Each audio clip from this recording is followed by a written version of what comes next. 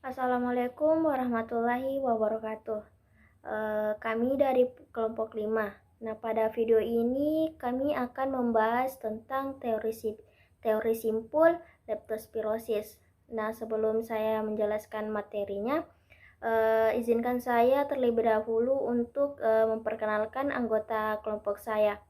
Saya sendiri atas nama Nurfaisa Faradillah dan teman kelompok saya yaitu ada Elva Elvira, Nurfadia Putri, Nurfitri, Najmawati, dan Mukhtarul Ahadis.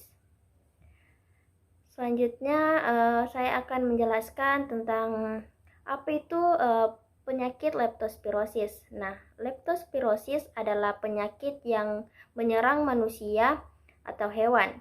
Leptospirosis ini disebabkan oleh gigitan hewan atau cakaran hewan ke manusia. Nah, leptospirosis ini termasuk penyakit zoonosis yang paling sering terjadi di dunia. Leptospirosis juga dikenal dengan nama blood fever atau demam banjir. Selanjutnya yaitu apa sih tanda dan gejala yang disebabkan oleh leptospirosis.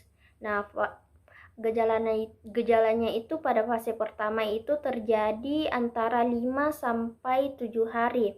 Nah, tanda dan gejalanya itu dapat berupa sakit kepala, demam, diare, muntah, nyeri otot, ataupun mata merah. Nah, fase kedua yaitu terjadi dalam 1 sampai 2 minggu. Tanda dan gejalanya dapat berupa meningitis, demam kuning, gagal ginjal, detak jantung tak beraturan, ataupun paru mengalami gangguan. Baik, materi selanjutnya akan dijelaskan oleh saudari Elva Elvira. Baik, selanjutnya saya akan menjelaskan tentang gambaran daripada teori simpul penyakit leptospirosis. Teori simpul dari suatu penyakit itu terdiri daripada 5 simpul, yang mana simpul pertama yaitu agen atau penyebab dari suatu penyakit. Penyakit leptospirosis ini disebabkan oleh suatu bakteri, yang mana bakteri tersebut dinamakan dengan bakteri Leptospira. Kemudian pada simpul kedua ada media transmisi. Media transmisi merupakan penghubung antara agen suatu penyakit dengan komunitas atau populasi, di mana media transmisi daripada penyakit leptospirosis ini berupa hewan, udara, dan juga air yang telah terkontaminasi dengan kotoran hewan. Kemudian pada simpul ketiga terdapat perilaku daripada suatu komunitas atau populasi, di mana kelompok yang memiliki risiko tinggi terkena penyakit ini yaitu bagi mereka yang sering beraktivitas di alam terbuka seperti petani, nelayan, dan juga bagi mereka yang senang melakukan pendakian ke gunung. Kemudian juga akan memiliki risiko tinggi bagi seorang dokter hewan ataupun perawat hewan, karena mereka akan berkontak langsung dengan hewan yang sedang sakit.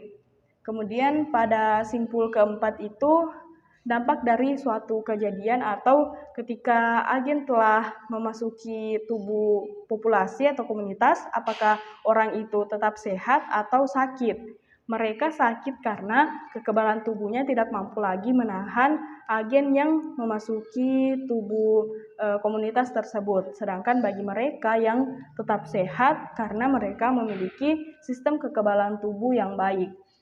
Kemudian pada simpul kelima ada variabel substrasistem, yang mana penyakit leptospirosis ini juga dipengaruhi oleh iklim tropis, di mana di negara-negara luar yang memiliki iklim tropis itu lebih cenderung memiliki atau warganya terkena penyakit leptospirosis ini. Mungkin lebih detailnya mengenai 5 simpul itu akan dijelaskan di pembahasan selanjutnya. Bismillahirrahmanirrahim. Baik, langsung saja saya akan menjelaskan mengenai agen penyakit leptospirosis. Leptospirosis disebabkan oleh bakteri Leptospira, yaitu organisme yang hidup di perairan air tawar, tanah basah, lumpur, dan tumbuh-tumbuhan. Bakteri ini dapat menyebar melalui banjir. Bakteri yang kemudian masuk ke dalam air atau tanah ini dapat bertahan sampai beberapa minggu hingga berbulan-bulan. Adapun agen transmisi dari penyakit ini ialah hewan, udara, dan air.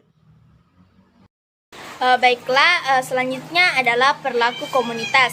Perilaku-perilaku di bawah ini adalah perilaku-perilaku yang sebaiknya dihindari karena dapat meningkatkan faktor terpaparnya penyakit leptospirosis. Yang pertama adalah senang bekerja di alam terbuka, baik itu pekerjaan maupun non-pekerjaan.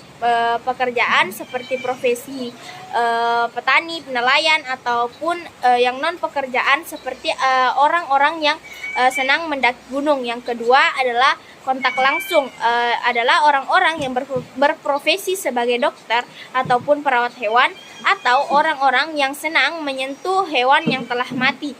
Yang terakhir adalah faktor lingkungan, maksudnya di mana komunitas yang hidup di daerah padat penduduk dan kumuh, serta sanitasi lingkungan yang tidak terjaga. Hal-hal ini semualah yang dapat meningkatkan faktor keterpaparan penyakit leptospirosis. Mungkin ini yang dapat saya sampaikan. Saya kembalikan ke moderator. Baik, selanjutnya itu dampak kejadian. Yang pertama itu adalah sakit. Sakit merupakan kata penyakit dan sakit adalah dua kondisi yang berbeda, namun penggunaannya sering tertukar. Kata sakit identik dengan sesuatu yang tidak beres atau abnormal. Perlu kita bedakan orang yang sakit atau gangguan fisiologis atau tubuh dengan orang yang bermasalah. Penyakit adalah merupakan istilah medis yang digambarkan sebagai gangguan dalam fungsi tubuh yang menghasilkan berkurangnya kapasitas. Penyakit terjadi saat tubuh tidak seimbang serta keadaan yang tidak normal. Sedangkan sehat adalah keadaan tubuh yang normal baik jasmani, rohani, dan sosial, tidak terbatas dari suatu penyakit dan ketidakmampuan atau kecacatan menurut WHO. Menurut Undang-Undang Nomor 36 Tahun 2009, yang dimaksud kesehatan di mana kondisi baik secara fisik, mental, spiritual maupun sosial, di mana setiap orang mampu hidup produktif baik sosial maupun ekonominya. Selanjutnya itu variabel suprasistem. Variabel suprasistem yaitu dipengaruhi oleh iklim penyakit leptospirosis yang terjadi bila dalam keadaan banjir karena angka kejadian penyakit tergantung musim. Di negara tropis, sebagian besar kasus terjadi saat musim hujan. Di negara barat terjadi saat akhir musim panas.